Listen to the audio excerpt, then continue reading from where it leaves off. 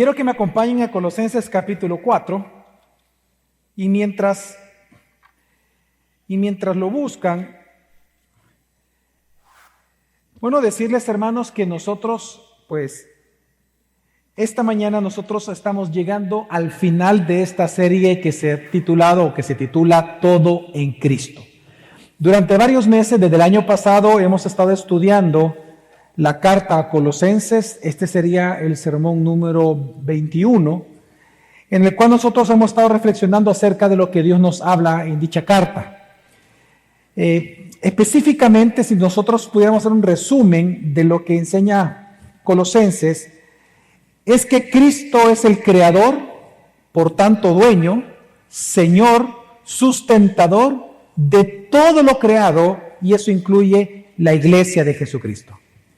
Por ello es que en la carta a Colosenses, desde un inicio, después de hablar de la supreeminencia que tiene Cristo por sobre todas las cosas, inmediatamente el apóstol Pablo comienza a advertirte de que tú no puedes dividirte de tu iglesia local. Porque en tu iglesia local y a través del cuerpo de Cristo, Dios te enseña y Dios te manifiesta la plenitud la cual tú contienes o tú ya tienes en Cristo Jesús. Por ello se te advierte a no dividirte de tu iglesia local, a no dividirte de la sana doctrina escuchando falsa doctrina. Recordemos de que ellos estaban escuchando falsas enseñanzas que les trataban de convencer de que Cristo no era suficiente para encontrar una plenitud de vida. Y que por lo tanto, a la par de lo que se enseñaba acerca de Cristo, ellos tenían que incorporar nuevas enseñanzas, ideas muy nuevas, aparte del Evangelio, para supuestamente ellos madurar, crecer y encontrar plenitud en todas las cosas.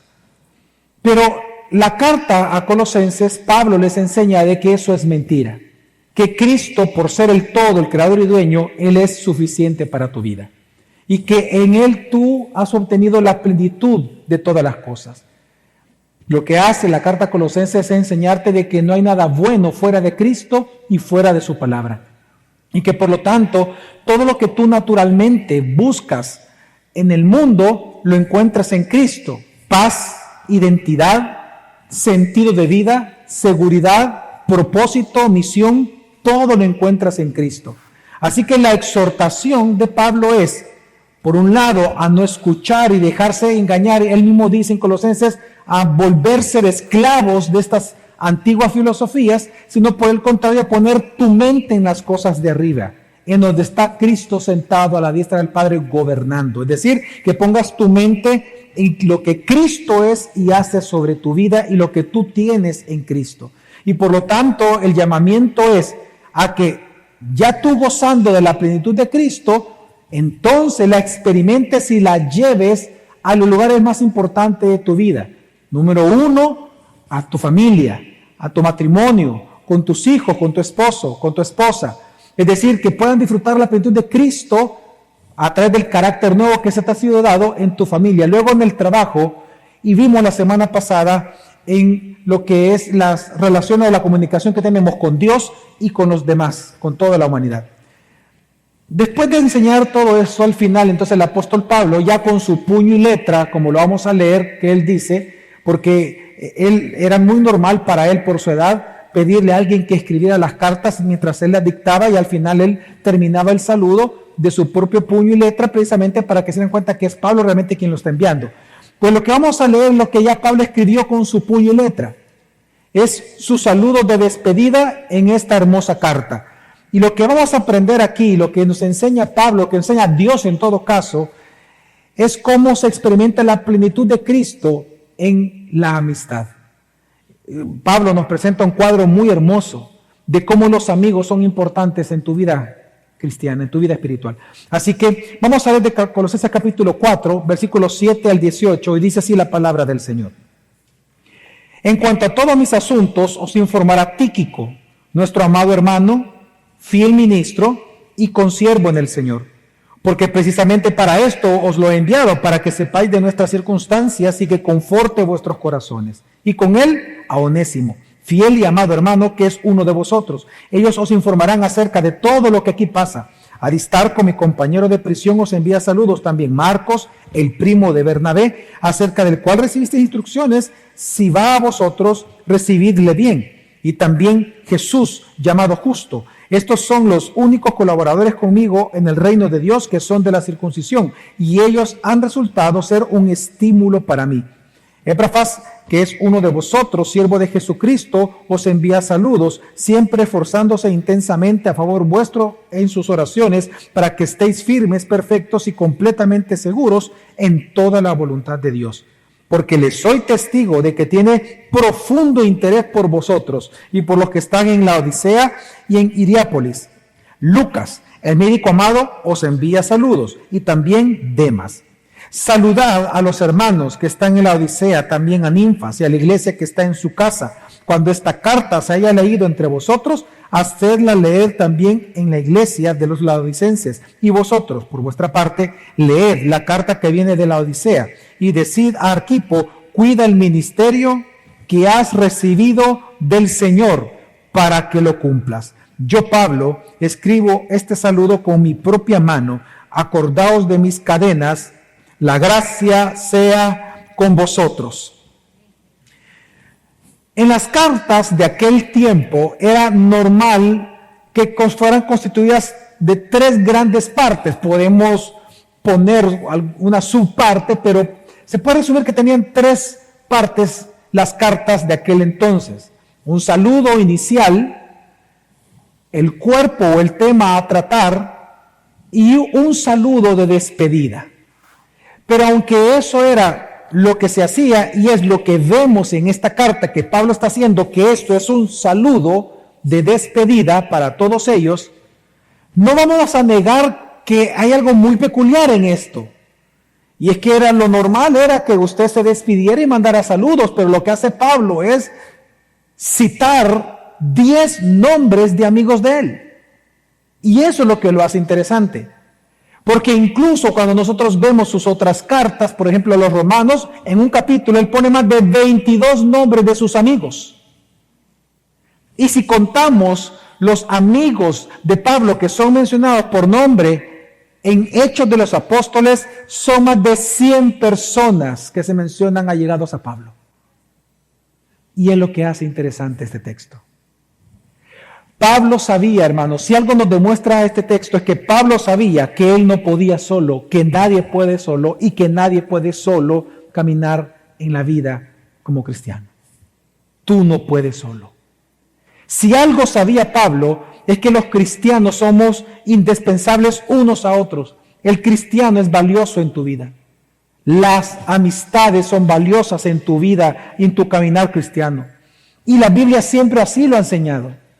Recordemos aquel gran pasaje cuando después de que pasaron el Mar Rojo viene Israel y comienza a caminar, a recorrer, y de repente viene Amalek y los ataca por la retaguardia, y entonces dice la Escritura que Moisés manda a la guerra, a Josué y a otros más a la guerra, y Moisés, dice la Escritura, tuvo que comenzar a levantar las manos, y sucedía que cuando él mantenía sus manos levantadas, Israel prevalecía contra Amalek, pero cuando él se cansaba y sus manos bajaban, sus brazos bajaban, porque él se cansaba, entonces Amalek prevalecía contra Israel. Entonces lo que hicieron los amigos de Moisés, entre ellos Aarón, es que le pusieron una roca para que él se sentara, y uno a cada lado, Aarón y otro más a la par de él, cada uno levantando los brazos le ayudaron para que en un día entero, los brazos levantados, al final Israel obtuvo la victoria contra Amalek.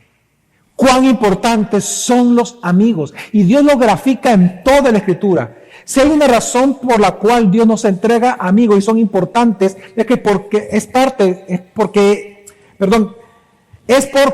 parte de lo que Dios hace en cumplimiento de sus promesas, lo hace a través de su mismo cuerpo, a través de tus amigos y mis amigos, de tus hermanos y mis hermanos. Si no fuera por estos amigos, y es algo hermoso que resalta ese pasaje de Éxodo, Israel no hubiera prevalecido contra Amalek. Incluso Moisés, después de que hicieron el pacto en el monte de Sinaí, días después, semanas después, nosotros lo que encontramos en Números, por ejemplo, capítulo 11, versículo 14, es que Moisés viene y se queja delante del Señor. Él abre su corazón a Dios y le dice, yo ya no soporto ser el líder de este pueblo. Es una carga demasiado pesada para mí. Incluso le llega a decir, si así va a ser siempre, mejor mátame. Le dice a Moisés, mejor mátame, porque yo ya no soporto esta carga, no puedo solo. ¿Cuál fue la respuesta de Dios? Pues viene Dios y le dice, escógeme 70 varones de entre tu pueblo. Claro, recordemos de que ya su suegro le había recomendado que él no podía llevar la carga solo y que distribuyera, ¿verdad?, el consejo sobre el pueblo en millares, jefe de centenas, jefe de decenas. Pues Dios le dijo, de esos jefes, escógeme 70. Y entonces Dios le dice lo que iba a hacer en Números 11, versículo 17. Entonces descenderé y hablaré contigo allí, y tomaré del espíritu que está sobre ti y lo pondré sobre ellos, y llevarán contigo la carga del pueblo para que no la lleves tú solo. Si algo la Biblia también nos enseña es la importancia de los amigos, la importancia de llevar las cargas los unos de los otros. Y si hay una promesa que resalta claramente esto, y es una de las más grandes promesas que tú has recibido, es aquella salida de la boca de nuestro Señor Jesucristo, cuando Mateo lo cita, siendo las últimas palabras de todo el Evangelio de Mateo. En Mateo 28, versículo 20, Jesús te prometió, he aquí, yo estoy con vosotros todos los días, hasta el fin del mundo. ¿Sabes lo que Jesús te prometió? Es que nunca ibas a caminar solo. Nunca. Tú jamás vas a caminar solo, porque no podrías. Y esta promesa de que tú no caminarías solo como cristiano, si bien es cierto, Dios lo cumple a través del Espíritu Santo, a través del Espíritu Santo quien mora en nosotros, por lo tanto Cristo está con nosotros todos los días. Amén. Pero también Dios cumple su promesa a través de tus amigos y a través de tus familiares cristianos.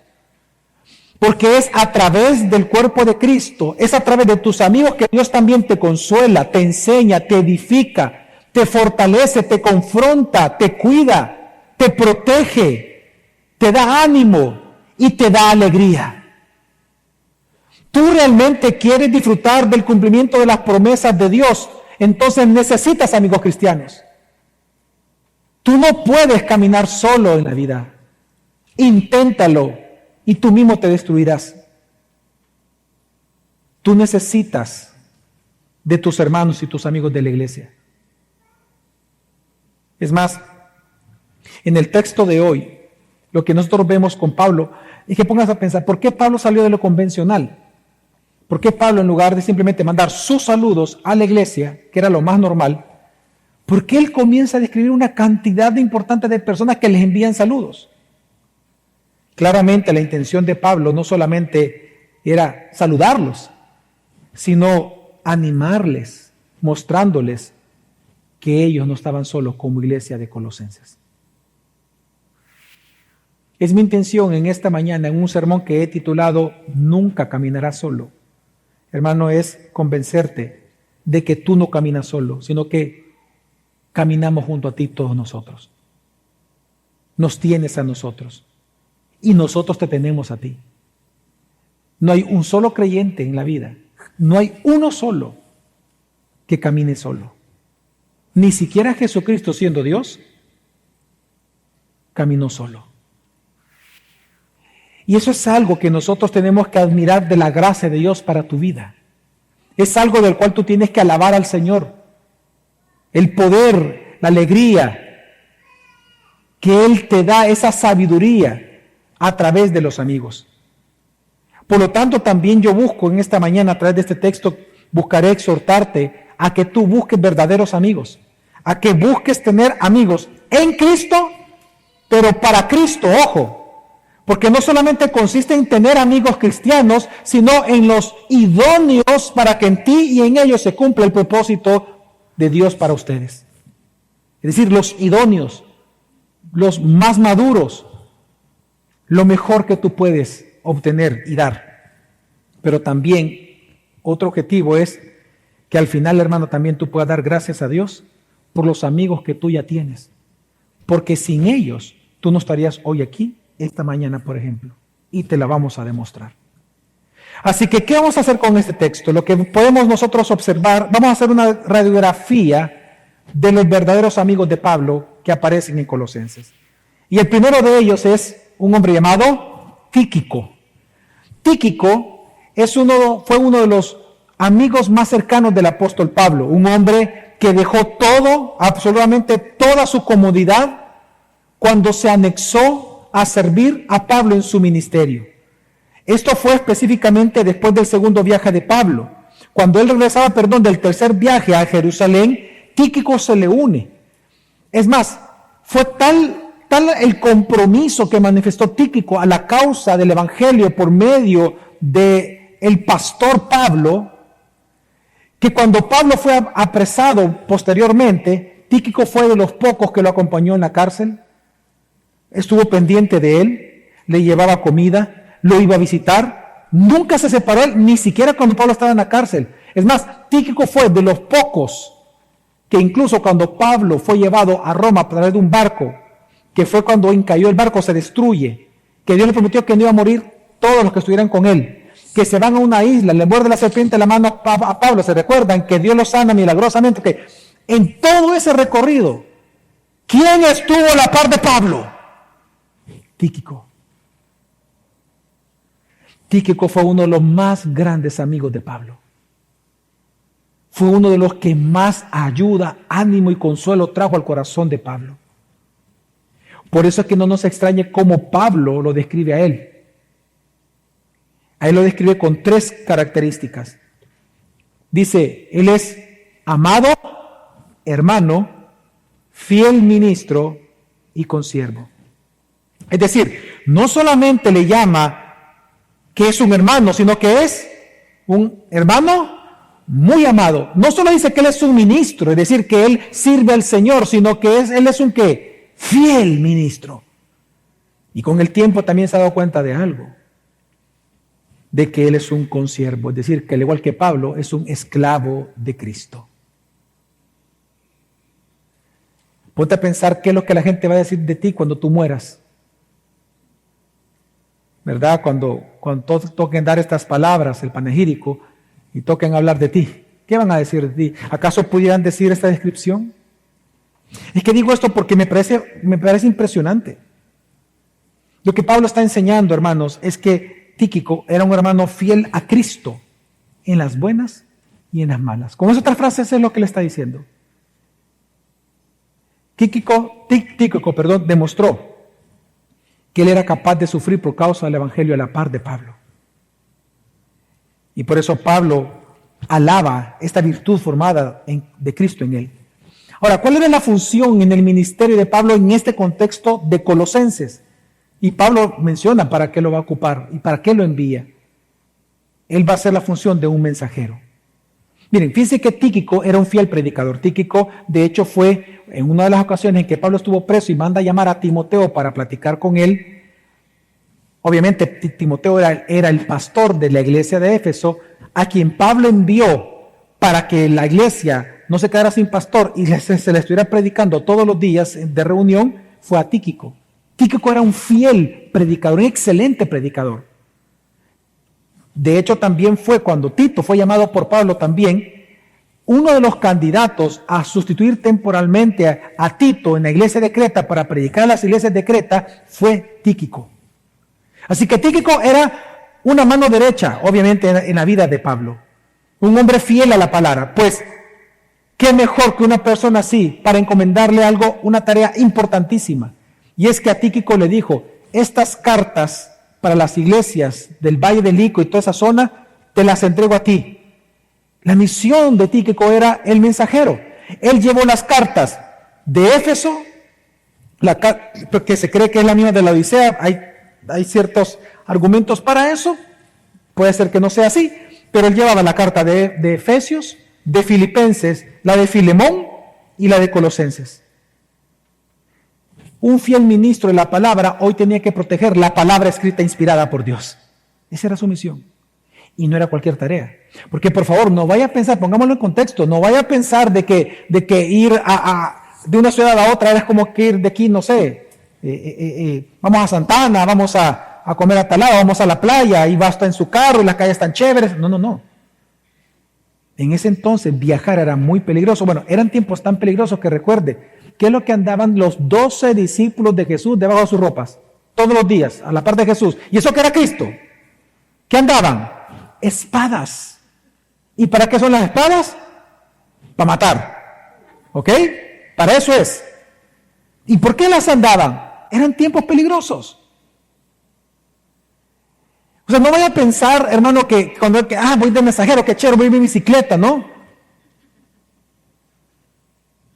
Ser mensajero es decir, voy a dar mi vida por proteger la palabra escrita. Hasta la muerte, Pablo, yo las protejo y las voy a llevar. ¿Sabe qué? ¿A quién representa Tíquico? A todos aquellos en esta iglesia que sirven a Dios sin buscar protagonismo en la obra de Dios. Porque Tíquico, ¿sabe lo loable de Tíquico? Es que Tíquico no quería ser el foco, no quería estar bajo el foco.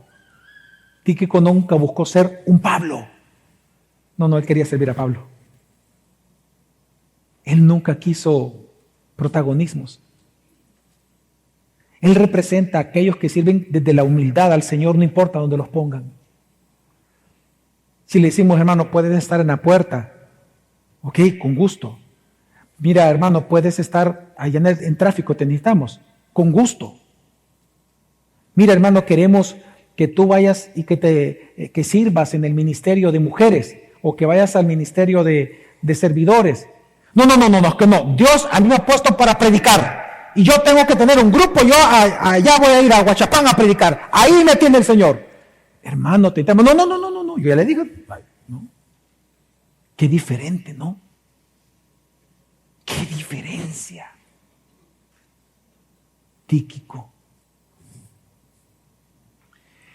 Tíquico representa a los que son fieles a sus hermanos, a la obra de Cristo en cada hermano. Son fieles. Es aquel que consuela, que anima, que fortalece, que te cuida, que te edifica. Que cuando tú estás apachurrado te levanta. Y que cuando estás en pecado te confronta.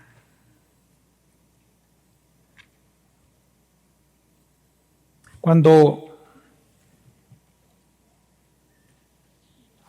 a mí me dicen que iba a pastorear esta iglesia, yo no quería ser el pastor de esta iglesia. Yo no escogí ser pastor de esta iglesia.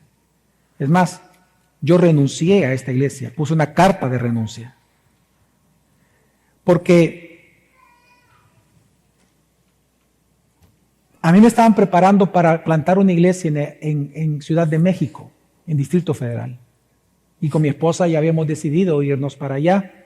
Habíamos orado y sentíamos de verdad una convicción genuina de ir. Y por cosas difíciles que no competen a este sermón, sucedieron en la iglesia.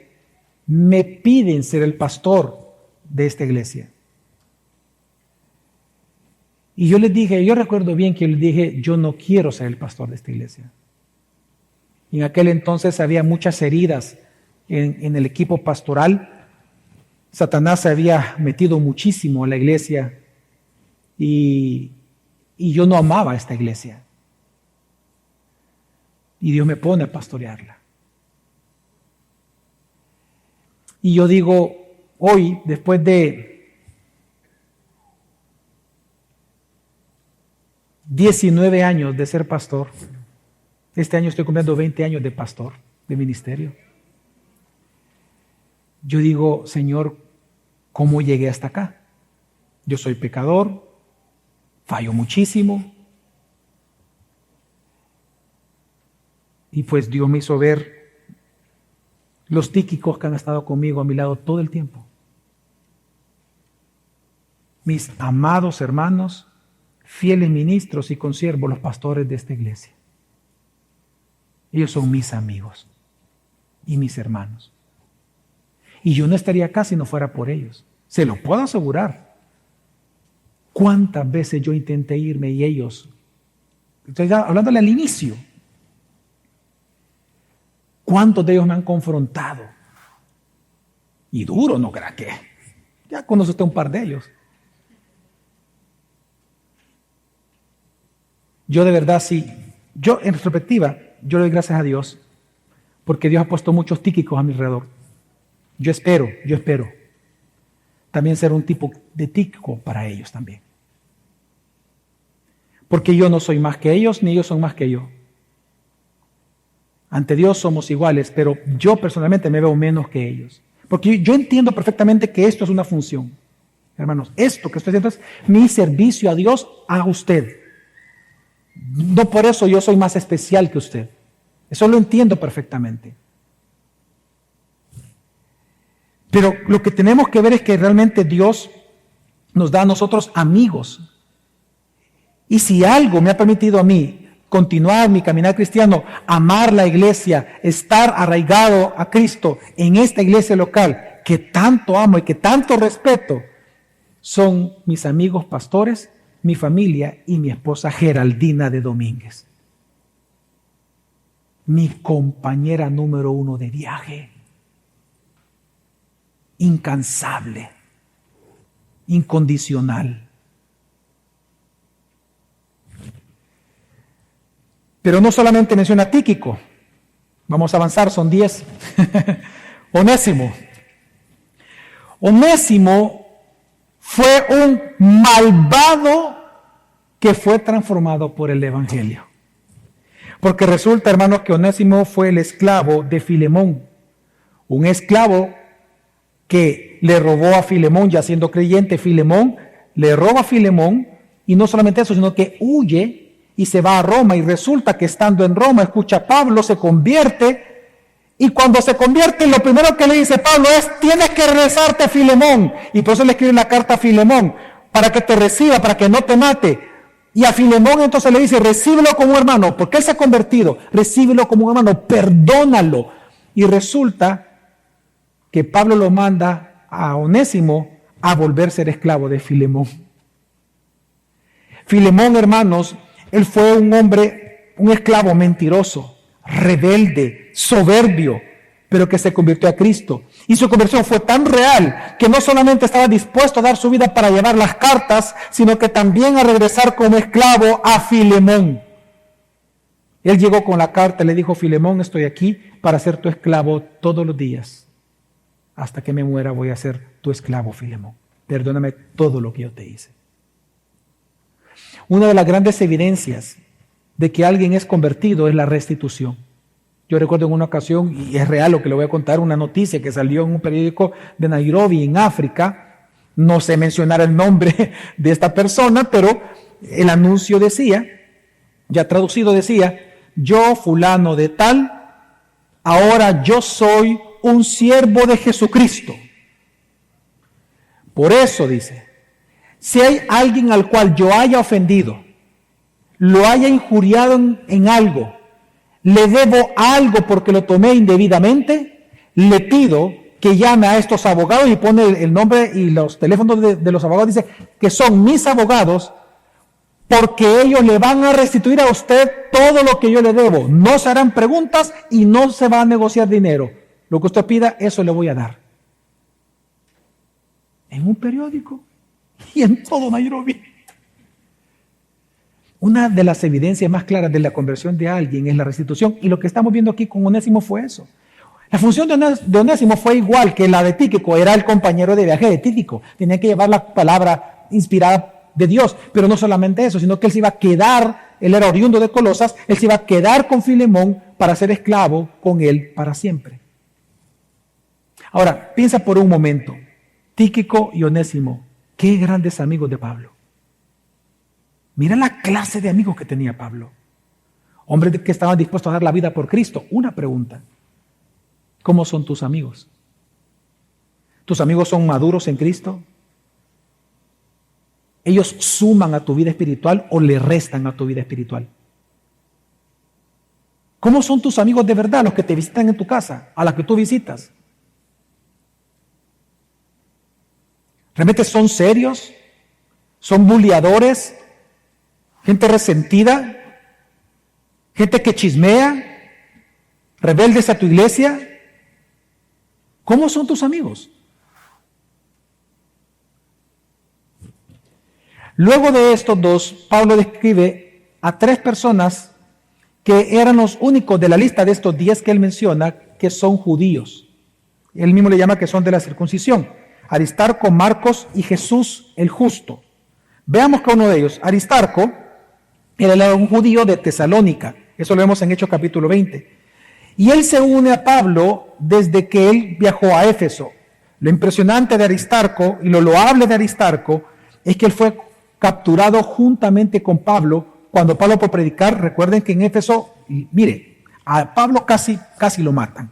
A Pablo lo agarraron, lo apresaron, lo acusaron falsamente por predicar el evangelio, y alguien que voluntariamente quiso ser apresado juntamente con Pablo para que Pablo no estuviera solo en la cárcel fue un hombre llamado Aristarco.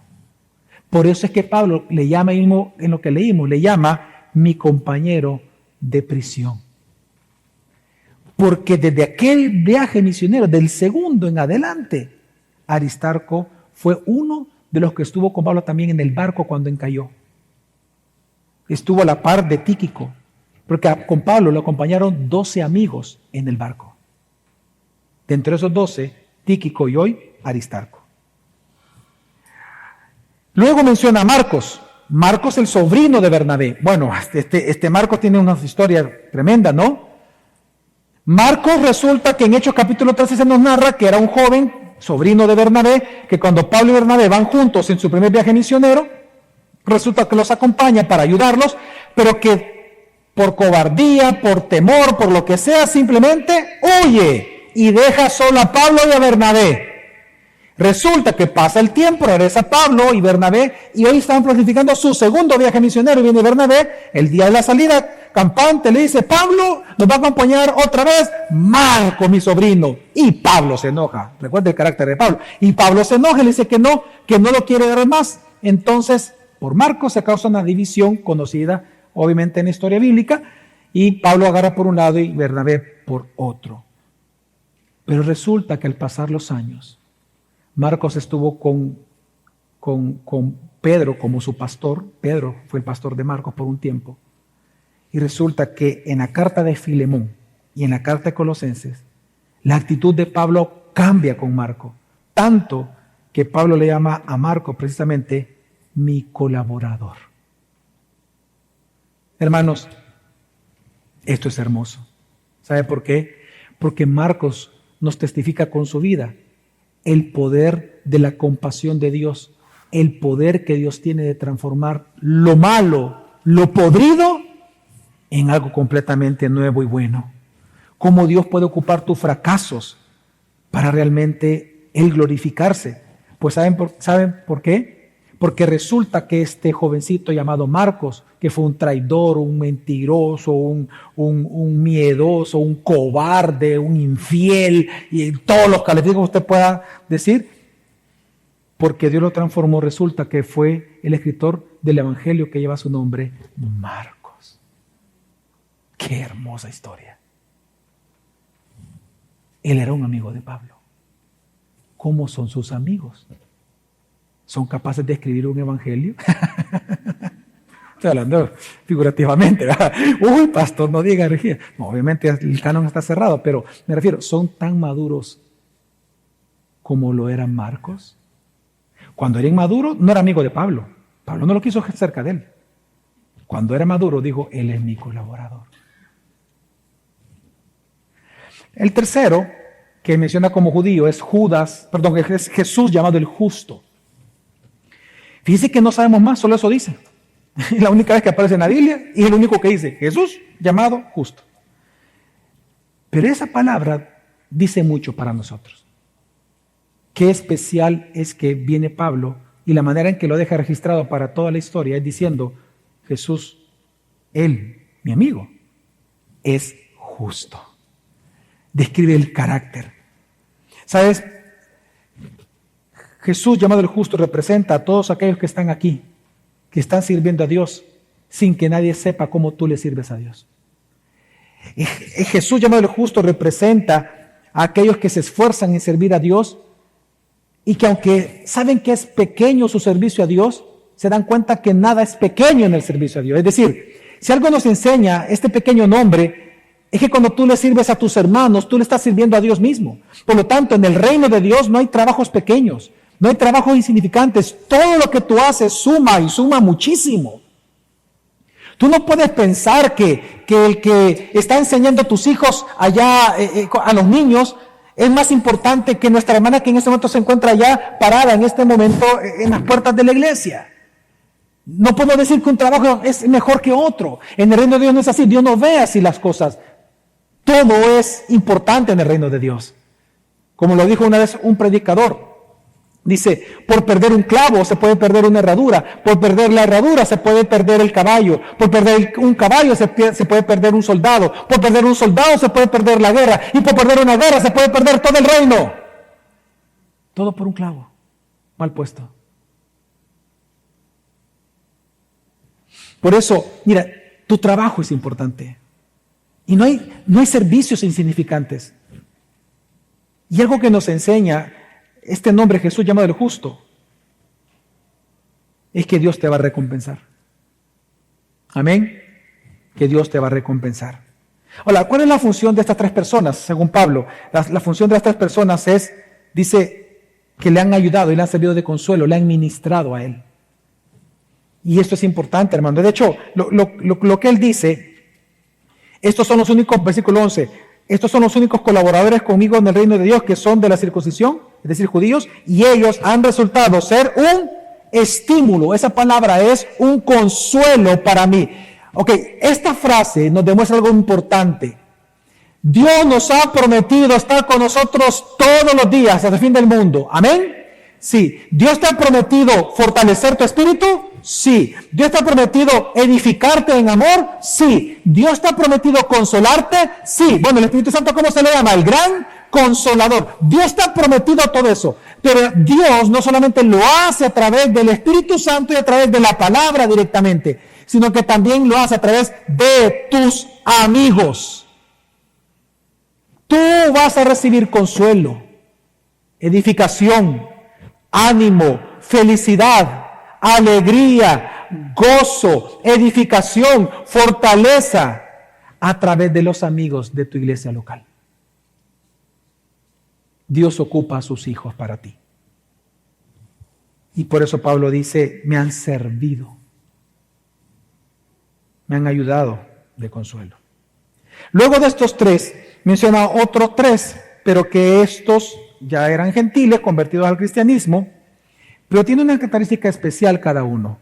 Y me refiero a Epafras, Lucas y Demas. Epafras, hermanos, fue mencionado al inicio de Colosenses. Epafras era el pastor de la iglesia de Colosenses. Él fue quien buscó a Pablo para decirle, Pablo, necesito tu consejo. Esto está pasando en la iglesia de Colosenses y en el valle y en todo el valle. Hay herejías, están estas enseñanzas. Entonces Pablo escribe la carta de Colosenses precisamente por el informe que le lleva Epafras precisamente a Pablo, a quien no conocía, sino que lo conoce estando ahí. Ahora, ¿cómo Pablo describe a Epafras precisamente? Bueno, dice que es alguien que ora intensamente. Y esa palabra es impresionante, porque la palabra intensamente en griego significa agonizar. Es la misma palabra que se ocupa cuando Jesús estaba en el huerto de Getsemaní y estaba en agonía, dice Mateo. Es la misma palabra. Es decir, que Epafras no solamente era el pastor, sino que era un hombre de incesante oración, que oraba por los de Colosenses, un hombre de oración. ¿Y por qué oraba? Dice el texto bíblico, para que estos eran firmes, completos y perfectos en la voluntad de Dios.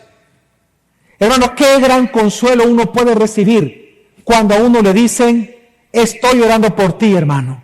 Mire, si algo que para mí es un delicatessen, de verdad, a mi alma, es algo especial, es sabroso, es rico, es confortante, y gran consuelo a mi corazón, de verdad, luego es cuando alguien me dice, pastor, he estado orando por usted. Usted no tiene ni idea de cómo eso me corta la respiración de verdad. Fíjense que lo único que sale de mis palabras, porque para mí eso es tan valioso, que lo único que le puedo decir de verdad es, gracias, hermano. Gracias. Lloro también por ustedes. Hermanos, Epafras pues no solamente era un pastor, sino que alguien que oraba todo el tiempo. Y él era un amigo de Pablo. Una vez más, ¿cómo son tus amigos? Lucas. Lucas, ¿cómo es llamado aquí? Pues Lucas es llamado el médico ¿qué? Amado. Fíjense bien, no solamente dice que es médico, sino que es ¿qué? Amado. Y no solamente dice que es un hermano amado, sino que él es médico. Y eso es lo importante. Eso es lo importante. Y eso es lo interesante. Porque él pudo haber dicho otra cosa, pero no. Pablo quiere resaltar algo de él. Que no solamente es un hermano amado, sino que él es ¿qué? Médico. Lucas fue un gentil creyente, amigo cercano de Pablo. Él fue de hecho uno de los más cercanos también de Pablo, porque resulta que Lucas comienza a acompañar a Pablo a partir de su segundo viaje misionero, lo acompañó casi siempre a Pablo. No es de extrañarlo porque recordemos que en su primer viaje misionero, Pablo tuvo muchas enfermedades. Entonces, obviamente, si tuvo muchas enfermedades, bueno, algo que te da la tetunta, la sabiduría de parte del Señor es, voy a llevar un médico. Y se llevó a Lucas. Lucas era un hombre letrado. Era un hombre muy instruido. Algunos creen, como era la época de Roma, este tipo de personas, los médicos, algunos creen que él era el esclavo de Teófilo. Por eso es que él escribe el evangelio que lleva su nombre, Lucas, estamos hablando del evangelista Lucas, es el que estamos hablando. Él escribe el evangelio y al inicio dice que se lo dedica a Teófilo. Igual es Hechos de los Apóstoles. Así que estamos aquí, así que vemos otro tipo de los amigos de Pablo. Un hombre letrado, culto, escritor del Evangelio de Lucas y Hechos de los Apóstoles, y que era médico. De hecho, él estuvo en el viaje de Pablo, cuando naufragaron, y Dios no lo ocupó a él para sanar a Pablo, sino que Dios lo sanó después de la mordida de la serpiente, milagrosamente. Ahí estuvo Lucas todo este tiempo. Siempre acompañó a Pablo, impresionante. Ahora, ¿a quién también representa Pablo? Este es un mensaje importante para ¿quiénes? Para todos aquellos que están aquí, que son profesionales.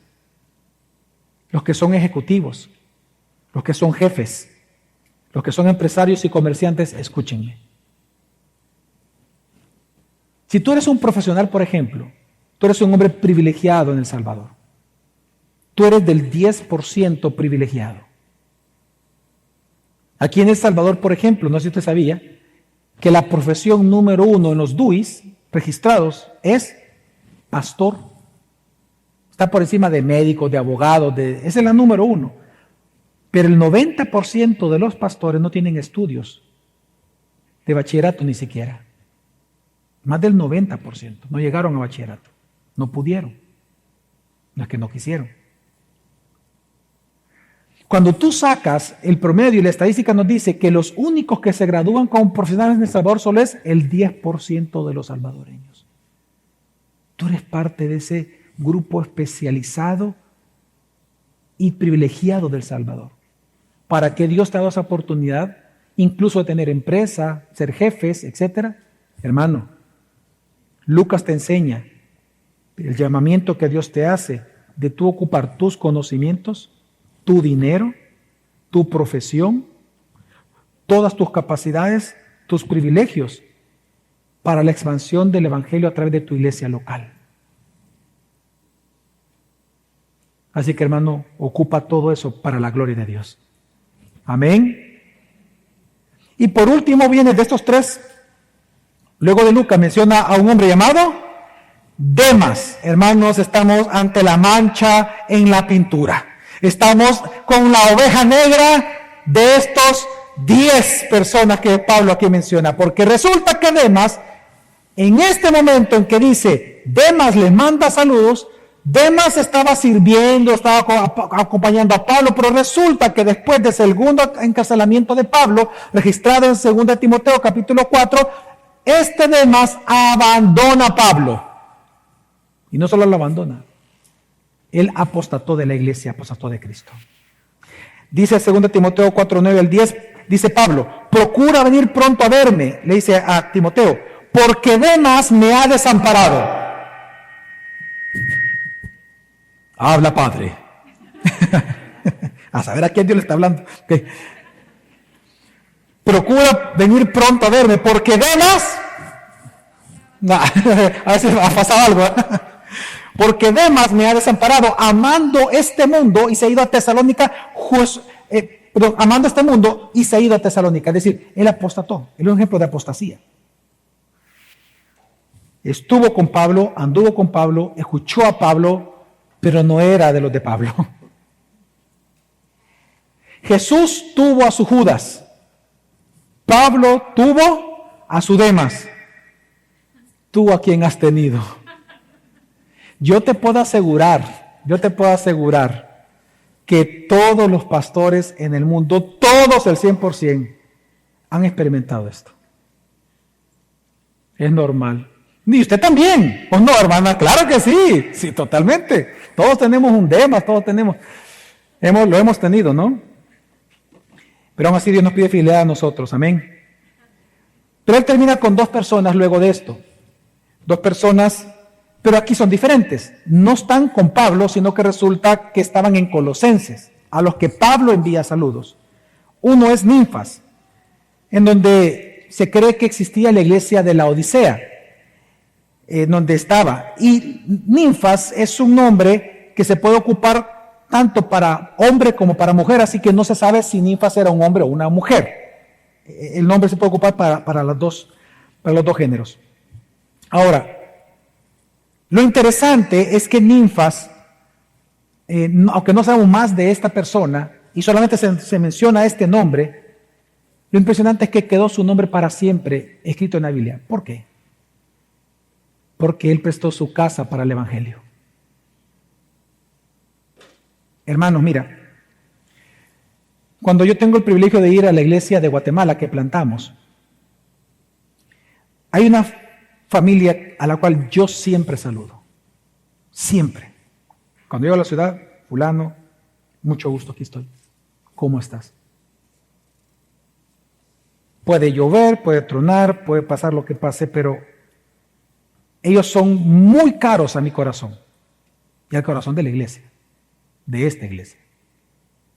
Me puedo sus nombres y nunca se me van a olvidar.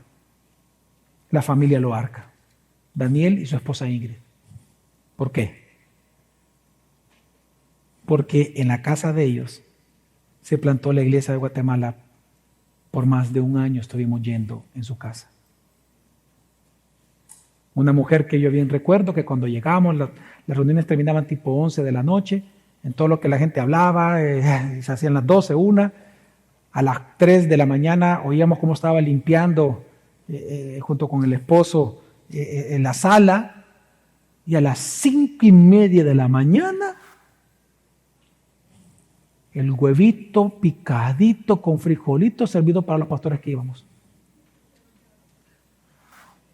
¿Cómo vamos a olvidar esa gracia de Dios a través de la familia Loarca? ¿Tú para qué tú ocupas tu tiempo, tu casa?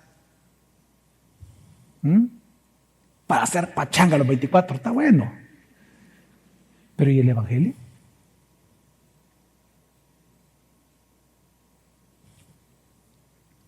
Y por último, entonces, Pablo termina firmando la carta. Era normal que le ocupara un secretario, él firmaba de su propia mano al final, y él pide una cosa nada más. Es la primera vez que veo una petición de Pablo en toda la carta. De hecho, ni siquiera en la carta de Filipenses también pidió. Y vemos aquí que él dice, por favor acuérdense de mis prisiones. ¿Sabe qué está diciendo Pablo? Cuídenme. Mándenme comida.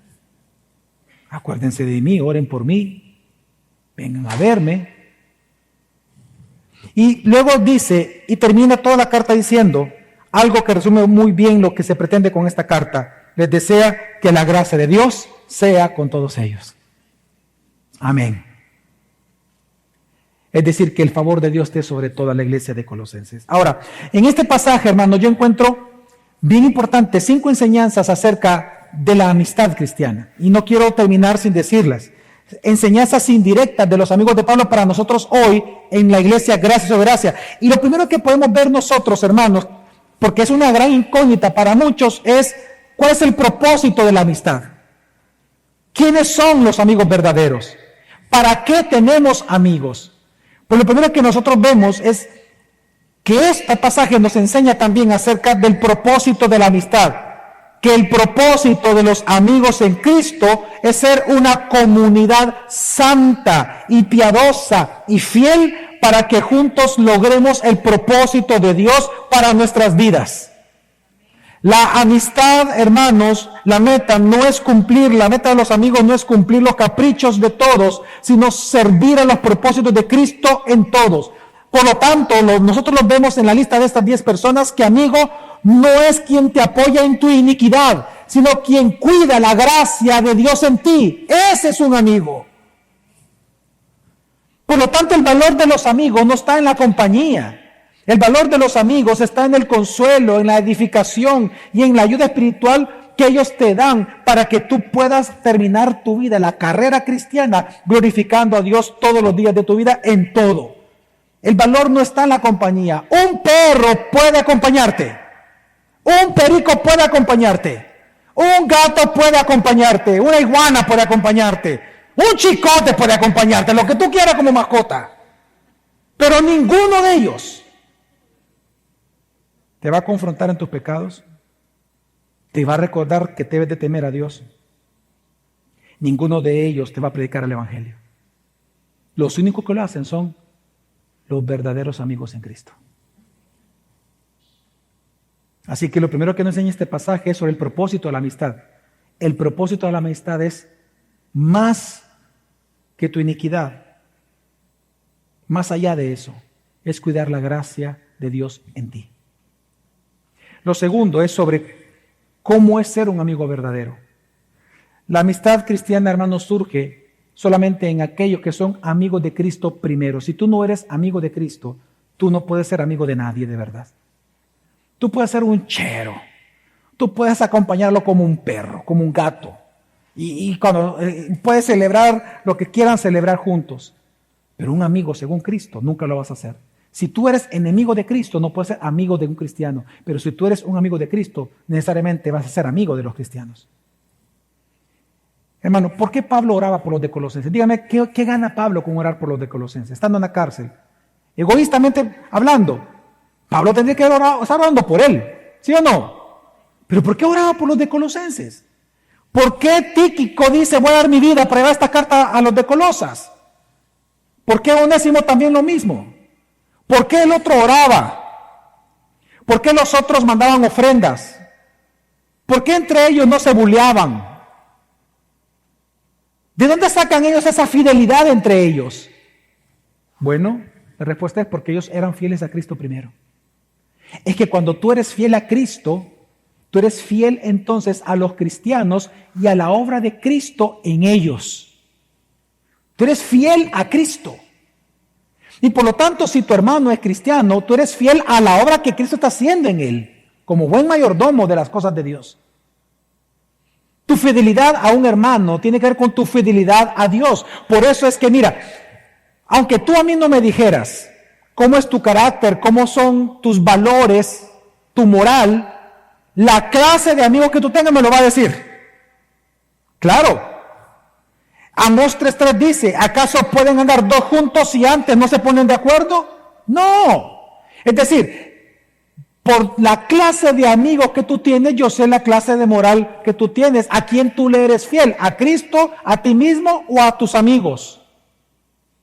Por el comportamiento de ellos, son resentidos, son rebeldes en la iglesia, son bulleadores, son burladores, son mentirosos, son pornógrafos, son de todo. Bueno, eso me dice no solamente de quién tú eres, sino cuáles son tus valores y cuáles son tus virtudes. Porque la única manera en la cual tú puedes ser un verdadero amigo cristiano para un cristiano es que tú primero seas fiel a Cristo. Ese es ser un buen amigo.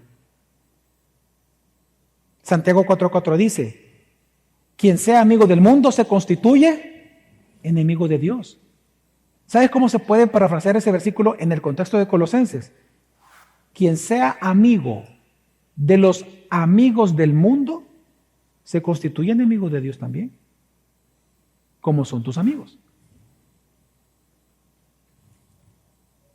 ¿Tú quieres tener amigos en Cristo y quieres ser un buen amigo, sea amigo de Cristo primero. Por lo tanto, si tú eres un invitado y has estado viniendo a esta iglesia, quiero decirte que todo lo que estamos hablando aquí de la amistad es imposible vivirlo para ti. Porque si tú no eres amigo de Cristo, si tú no has sido salvado por Cristo, si tú no te has arrepentido de tus pecados, no has creído en Jesucristo, en su obra redentora, que Él murió y resucitó por ti como evidencia de que esta obra redentora es real, entonces tú no puedes ni siquiera disfrutar de la gracia de Dios en este sentido, ni tampoco puedes ayudar a otros. Me estoy refiriendo como cristiano o a cristianos. ¿Tú quieres realmente tener amigos y ser amigo? Asegúrate de ser amigo de Cristo primero. ¿Y cómo? Arrepintiéndote de tus pecados, creyendo en la obra de Cristo que murió por ti, pidiéndole que te salve, creyendo que Él es Dios Salvador, el Mesías, el Cristo, quien resucitó al tercer día. Cuarto punto que yo considero que aprendemos de este texto es que, hermanos, es algo que nos predican los amigos de Pablo, es que no integrarte a tu iglesia local es pecado. Mira, cuando tú niegas tener comunión con el cuerpo de Cristo local al cual Dios te está adjuntando, cuando tú no tienes comunión con esa iglesia, algo muy malo está pasando en tu comunión con Cristo. Porque no es posible que tú digas que tengas comunión con Cristo, pero no tienes comunión con su cuerpo. Es como que yo te dijera a ti, hermano, yo te respeto a ti, te aprecio a ti, pero no aprecio a tu esposa. Entonces no te aprecio a ti. Obvio. Entonces si tú no amas a tu cuerpo local, que es la novia de Cristo, y es el cuerpo de Cristo, tú no puedes decir que amas a Cristo. Entonces, si tú no te integras a tu iglesia, tú estás pecando. Por eso debes de integrarte a la iglesia. Debes de bautizarte. Debes volverte un miembro formal. Debes servir en la iglesia para servir a los demás hermanos de la iglesia, en lo que la iglesia te ordene. Sirve a tus hermanos. Discipúlate. Porque solamente puede enseñar a aquel que solamente puede aprender. Discipúlate. Y recuerda aquellas palabras de Pablo muy sabias en su pesar por la iglesia. Él decía, versículo 11-29 de 2 Corintios, dice, ¿quién es débil sin que yo sea débil? ¿A quién se le hace pecar sin que yo no me preocupe intensamente? Wow, este versículo es impresionante. ¿Sabes lo que está diciendo Pablo? Que a él le duele que un hermano peque y que él lo que busca es precisamente procurar que los hermanos no pequen. Él sufría por causa de las iglesias.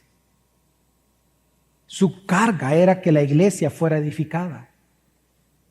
Por eso es que yo te digo, si tú piensas que vivir la vida cristiana es posible fuera de integrarte en tu iglesia local, es una mentira de Satanás, la cual ya creíste, al igual que algunos estaban creyendo en la mentira de Satanás en el tiempo de Colosenses. Son herejías. Así que yo te invito, hermano, a que te integres en tu iglesia local. Número 4, tus amigos son parte de la gracia de Dios en tu vida. Por favor, nunca olvides eso. Tus amigos son parte de la gracia de Dios en tu vida. Tú nunca has caminado solo y nunca vas a caminar solo, no podrás hacerlo. Así que yo te pido que hoy, este día, en oración también, le puedas dar gracias a Dios por tus amigos. ¿Y quiénes han sido tus amigos reales? Aquellos que te han confrontado, que te han estorbado en el pecado, que te han ayudado a edificarte y que gracias a ellos también tú estás aquí hoy sentado. A quienes tú les has pedido consejo y en Cristo y en la Biblia te lo han dado. Ellos son tus amigos. En retrospectiva, como les dije al inicio, si yo veo quiénes han sido mis amigos, los más cercanos, los pastores, la persona más cercana, mi esposa y mis hijos. Y de ahí cada uno de los diáconos y algunos de los servidores que han servido a este ministerio. Ellos son mis amigos. Y sin ellos es imposible que la iglesia camine. Y por último, hermano, no camines solo. Es una invitación, una exhortación. Gana amigos en Cristo y para Cristo. No solamente ganes amigos cristianos. Asegúrate que sean los idóneos para que tú madures, para que tú crezcas en libertad delante del Señor. Así que, hermano, intégrate a tu iglesia, bautízate, hazte miembro formal, discipúlate, sirve a Dios. Y a tus amigos y familiares cristianos, cuídalos, perdónalos y ámalos como Cristo te cuida, te perdona y te ama a ti. Hermanos, hermanas, tú no caminas solo, caminamos junto a ti todos los días. Y demos gracias a Dios por eso. Vamos ahora.